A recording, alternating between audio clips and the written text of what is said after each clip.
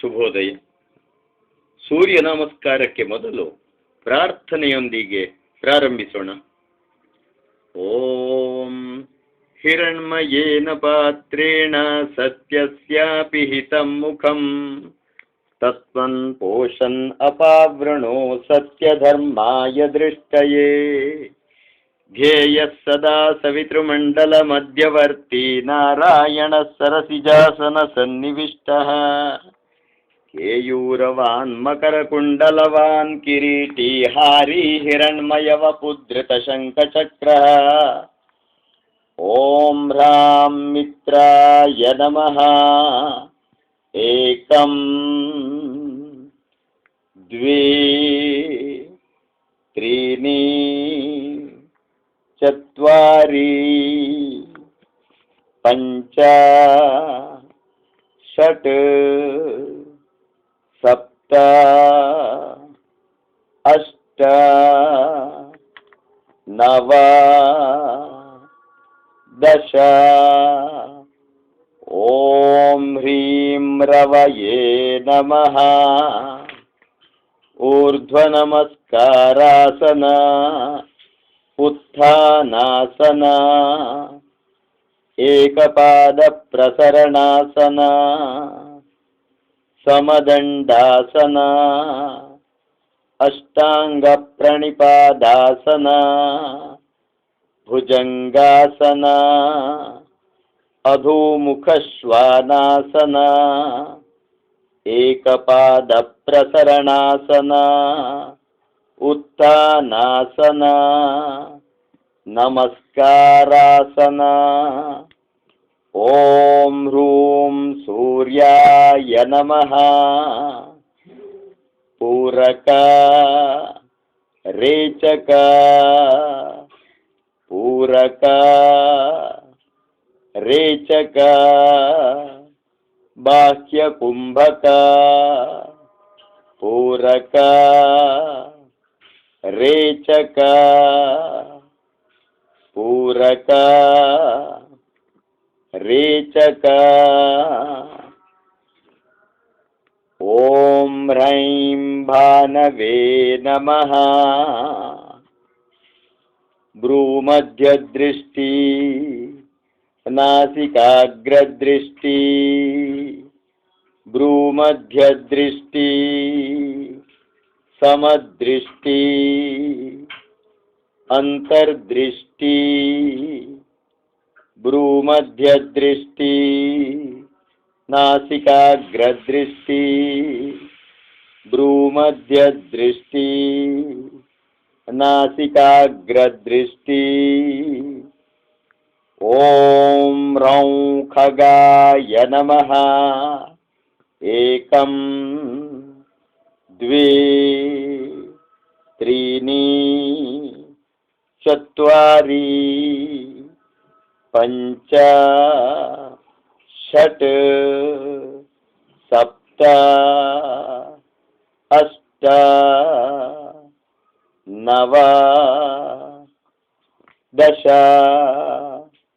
ಓಂ ರಃ ಪೂಷ್ಣೇ ನಮಃ.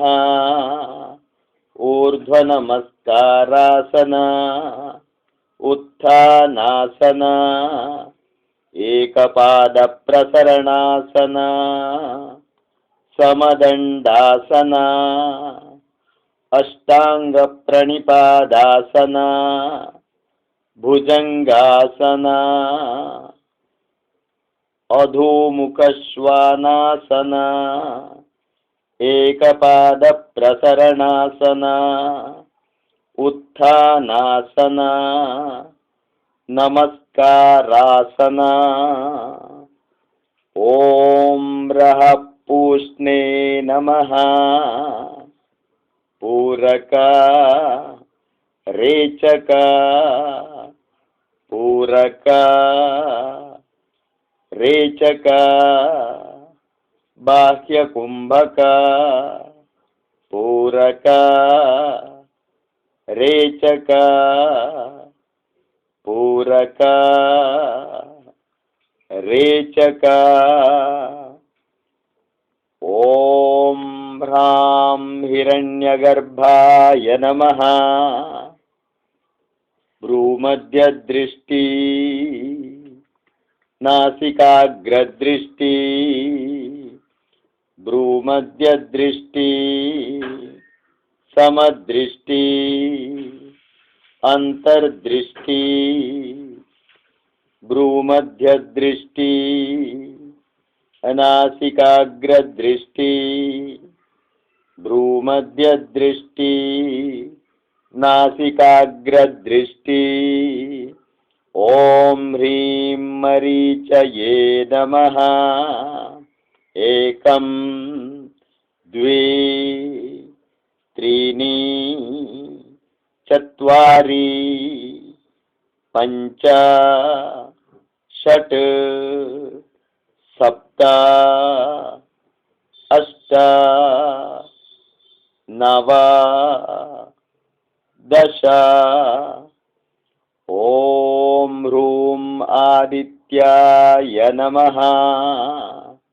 ऊर्ध्वनमस्कारासन उत्थानासन एकपादप्रसरणासन समदण्डासन अष्टाङ्गप्रणिपादासन भुजंगासन अधोमुखश्वानासन एकपादप्रसरणासन उत्थानासन नमस्कारासन। ॐ ह्रैं सवित्रे नमः। पूरक रेचक पूरक रेचक वाक्यकुंभक पूरक रेचक पूरक रेचक। ॐ ह्रौं अर्काय नमः। भ्रूमध्यदृष्टि नासिकाग्रदृष्टि भ्रूमध्यदृष्टि समदृष्टि अंतर्दृष्टि भ्रूमध्यदृष्टि नासिकाग्रदृष्टि भ्रूमध्यदृष्टि नासिकाग्रदृष्टि। ॐ रः भास्कराय नमः। एकं द्वे त्रीणि चत्वारि पञ्च षट् सप्त अष्ट नव दश। ॐ श्री सवित्र सूर्यनारायणाय नमः। आदित्यस्य नमस्कारान् ये कुर्वन्ति दिने दिने आयुप्रज्ञां बलं वीर्यं तेजस्तेषां च जायते। ॐ श्री सवित्र सूर्यनारायणाय नमः। ॐ श्री सवित्र सूर्यनारायणाय नमः। ॐ श्री सवित्र सूर्यनारायणाय नमः। ಮೂರು ಪ್ರದಕ್ಷಿಣೆ ಬಂದು ಸಮುದ್ರವಸನೆ ದೇವಿ ಪರ್ವತಸ್ತನಮಂಡಲೇ ವಿಷ್ಣುಪತ್ನಿ ನಮಸ್ತುಭ್ಯಂ ಪಾದಸ್ಪರ್ಶಂ ಕ್ಷಮಸ್ವ ಮೇ. ಭೂದೇವಿಗೆ ನಮಸ್ಕರಿಸುವುದು. ಈಗ ಸವಿತ್ರ ದೇವನಿಗೆ ಸೂರ್ಯನಿಗೆ ಸಂಬಂಧಿಸಿದ ಒಂದು ಕವಿತೆಯನ್ನು ಆಲಿಸಲು ಪ್ರಯತ್ನಿಸೋಣ.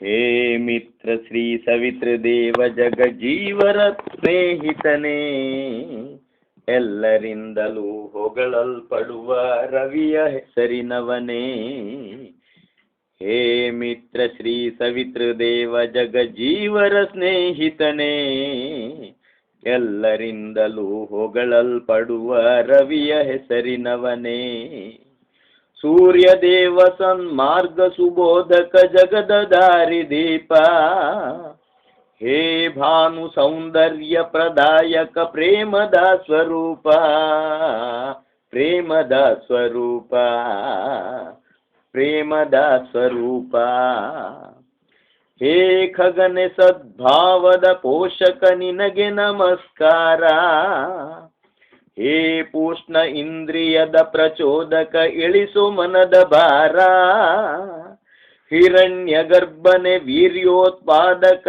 ಹೇ ಆತ್ಮಬಂಧು, ಹೇ ಮರೀಚನೆ ನೋವು ನಿವಾರಕ ಪರಮ ಜ್ಞಾನ ಸಿಂಧು, ಪರಮ ಜ್ಞಾನ ಸಿಂಧು, ಪರಮ ಜ್ಞಾನ ಸಿಂಧು, ಆದಿತ್ಯ ವಾತ್ಸಲ್ಯ ಪ್ರತೀಕ ಪ್ರೇಮ ಭಾವಭರಿತ, ಸವಿತೃದೇವ ಹೇ ಜೀವಕಾರಕನೆ ಅಭಯ ನೀಡು ಸತತ, ಅರ್ಕದೇವ ಭವ ಭಯ ನಿವಾರ ಸಿರಿ ಸತ್ಯ ಸಾಕ್ಷಿ ಸಾರ, ಹೇ ಭಾಸ್ಕರನೆ ಜಗದ ದೀಪ ಸರಿ ಸರಿಸೋ ದುಃಖ ದೂರ, ಸರಿಸೋ ದುಃಖ ದೂರ, ಸರಿಸೋ ದುಃಖ ದೂರ. ಓಂ ಶ್ರೀ ಸವಿತೃ ಸೂರ್ಯದೇವ ಸದ್ಗುರುವೆ ನಿನಗೆ ನಮನ, ದೋರಿ ಕೃಪೆಯ ಹರಸುತ್ತ ಕಾಯೋ ದೇ ದಿವ್ಯ ಶುಭ್ರವದನ, ಯಮನಿಯಮಾಸನ ಪ್ರಾಣಾಯಾಮಕ್ಕೆ ಎಮ್ಮನು ಅಣಿ ಮಾಡು, ಪ್ರತ್ಯಾಹಾರ ಧಾರಣ ಧ್ಯಾನ ಸಮಾಧಿ ಯೋಗ ನೀಡು, ಸಮಾಧಿ ಯೋಗ ನೀಡು, ಸಮಾಧಿ ಯೋಗ ನೀಡು. ಹೇ ಮಿತ್ರ ಶ್ರೀ ಸವಿತೃದೇವ ಜಗಜೀವರ ಸ್ನೇಹಿತನೇ, ಎಲ್ಲರಿಂದಲೂ ಹೊಗಳಲ್ಪಡುವ ರವಿಯ ಹೆಸರಿನವನೇ, ರವಿಯ ಹೆಸರಿನವನೇ, ರವಿಯ ಹೆಸರಿನವನೇ, ರವಿಯ ಹೆಸರಿನವನೇ. ನಮಸ್ಕಾರ.